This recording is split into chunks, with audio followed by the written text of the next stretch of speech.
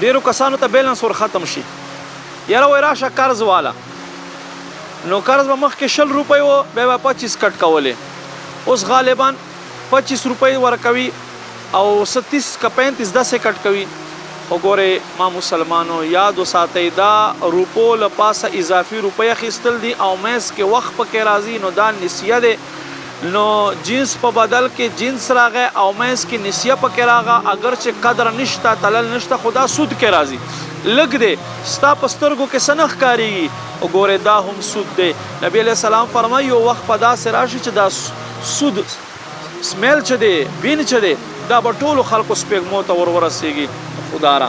له دې نه خپل ځان وساتئ هېڅ کله بیلنس قرض باندې مه راغواړئ کوشش کوئ لوډ هم مه کوئ بلکې خپل ځان سره یو اپ ساتئ هغې په ذریعه سره یا ځان ته کارډ الئ داسې نه چې مونږ عبادتونه هم کوو او دېخوا مونږ داسې وړو معاملاتو په وجه سره مونږ له جنت نه پاته سو یا مونږ وړو معاملاتو په وجه سره